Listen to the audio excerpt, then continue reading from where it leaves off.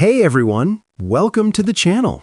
If you enjoy the content and want to stay updated with the latest videos, make sure you hit that subscribe button. Wild turn as we are now just a few days away from opening day. We have the Jays making even more moves, including one surrounding Eloy Jimenez that has some fans fired up. But not only that, we have an update that has dropped, a new report surrounding where the Jays are leaning for their final roster spot move, as they now have to decide between a couple of players. But Davis Schneider's name has emerged as a candidate to not make the opening day roster, which is a surprise, but also was inevitable following his rough spring. We're going to break that down and discuss what it means going forward, as well as a ton of other things on this episode, folks. You're going to want to stay tuned to the very end of the video. There's updates, there's reports, and most importantly, there's baseball around the corner. Players are starting to flood into Toronto. Exciting times. Before we get into it, if you're a part of the percentage who aren't subscribed to the channel, you guys have been absolute beast with the support. Thank you guys for that. Now, folks, let's not waste any more time. Let's dive right into it. So the Jays have made multiple moves here, and we have moves to go over. We have decisions to go over surrounding what's going to happen in the next 24 hours. And I believe tomorrow is going to be the official day where we get kind of all the answers. But let's start with this. So more players were assigned to minor league camp.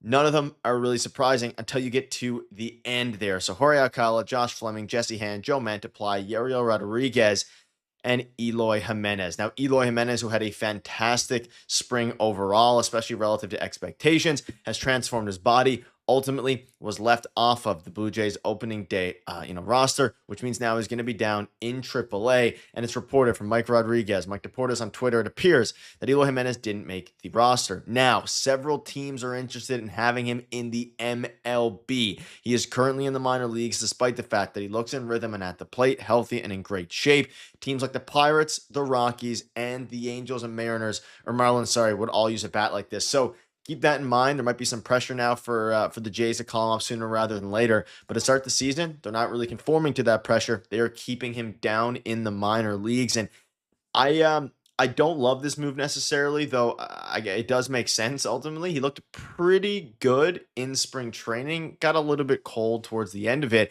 But this now leads to, what is their final decision in the outfield? Like, what are they doing with that? What are they doing with Davis Schneider? And we've got some insight into that. But let me know down below. Are you upset that Eloy Jimenez didn't make it? Would you have liked to see him? He's obviously a little bit limited in, in the outfield, like not a great defender, but at the same time, he's pretty darn good at mashing lefties. But I'll leave that for now. We can go into this, so this is important. So let's dive into the pitchers a little bit, then we're going to dive into the outfielders. Blue Jays still finalizing the roster and have until Wednesday and intend to use the time per recently extended Ross Atkins and John Schneider. And Schneider said that Chase Lee and Spencer Miles are traveling with the team to Toronto, as are Davis Schneider and Leo Jimenez. We are still working through that. And of course, it seems like Chase Lee or Spencer Miles, one of the two, are going to be making it. Chase Lee had a flawless spring. At least these stats are a couple days ago. So obviously finished with a 0 ERA. And then Spencer Miles had a decent spring, right? A 3.72 ERA. Spencer Miles is a more interesting name. Like, he's obviously at this point, I think, approaching his age 25 season, this upcoming one.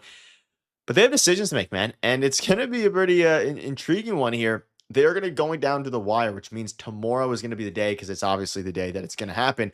And it is down to Chase Lee and Spencer Miles for the bullpen spot.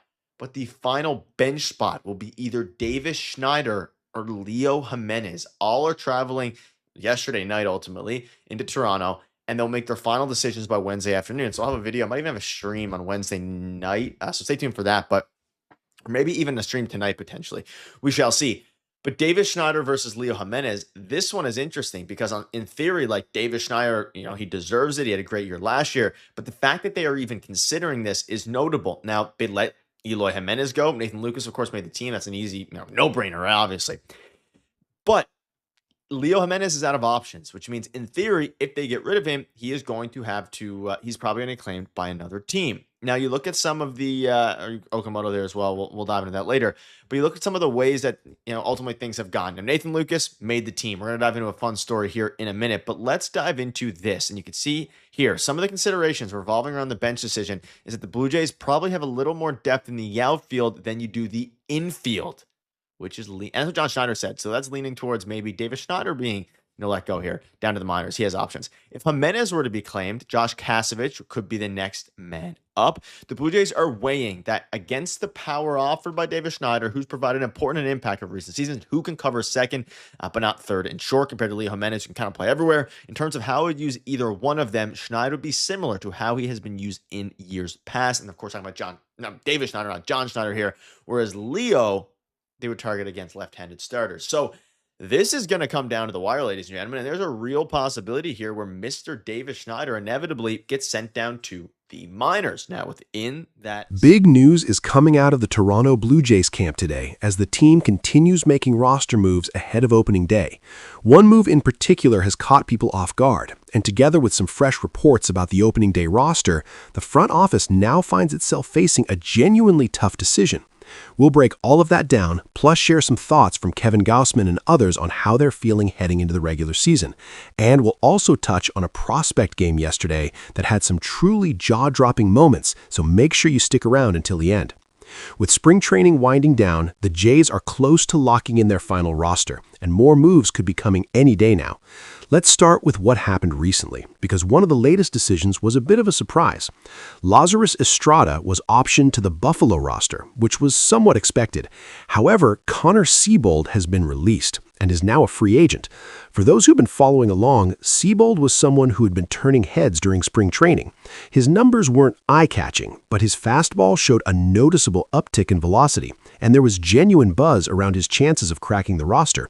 His release wasn't something most fans saw coming, especially given the team's stated desire to build bullpen depth, particularly with arms capable of eating multiple innings. Losing him means the Jays now have additional spots to fill and decisions to make. On the position player side, David Schneider remains in the mix, and most indicators suggest he'll make the team. But the bigger question right now centers on the bullpen. With Seabold gone, the names most likely to compete for that final relief spot include Chase Lee, Adam Macko, Yanel Rodriguez, Angel Bastardo, and Spencer Miles. The possibility of adding someone from outside the organization hasn't been ruled out. Among those candidates, Chase Lee stands out. In spring training this year, he's been sharp across 6 1/3 innings, no runs allowed, and 4 strikeouts. He's 27 years old and clearly been on the organization's radar for a while. The fact that Seabold was released while Lee remains suggests the front office prefers him. A recent report also noted that with the rotation needing some flexibility, the team will likely carry someone capable of going 5 or more outs, and Lee fits that profile. Angel Bastardo has also looked impressive this spring, so there's a real decision to be made between those two for what could be 2 open spots. As for that rotation, it's now been announced. Kevin Gausman, Dylan Cease, Eric Lauer, Cody Ponce, and Max Scherzer will take the ball to start the season. Lauer appears set to go in the opening series against the Athletics, with Ponce and Scherzer lined up against the Colorado Rockies shortly after. The regular season is genuinely just around the corner, which feels surreal given how deep last season ran. The Jays pushed all the way to Game 7 of the World Series, which shortened the offseason considerably. Back to the roster decisions, and there's another interesting development on the infield side. Carlos Mendoza, who joined the organization on a minor league deal this winter, has made a strong impression in camp, posting a near .400 on-base percentage in the Tigers' upper minor league system. His strong showing, along with the play of Josh Kasevich, who has since been sent down, reportedly gives Toronto enough infield depth that they may consider DFAing Leo Jimenez, who is out of options. Jimenez struggled to hit at the major league level last season and dealt with injuries. And while his defense has its merits, the team may prioritize versatility. David Schneider is expected to remain on the roster, and Mendoza is a name worth watching as the final spots are filled in. On the prospect front, there was plenty to get excited about. JoJo Parker made his professional debut and looked the part immediately, recording a hit at 110 miles per hour off the bat. Parker, the team's first-round pick from a couple of years ago, following a rough 74-win season, has clearly put in serious work since college and projects as an exciting piece of the organization's future. The Jays farm system, while still a work in progress, is trending upward. Gage Stanifer also impressed, throwing 3 innings with no hits, 4 strikeouts, and velocity touching nearly 98 miles per hour. He's currently ranked as the 6th best prospect in the organization and has the potential to be a rotation option by 2027, when several veteran starters will be entering free agency. And finally, Kevin Gausman says he's feeling better than expected heading into the season, closing out spring training with 5 strong innings. Baseball is here, and there's a lot to look forward to in Toronto.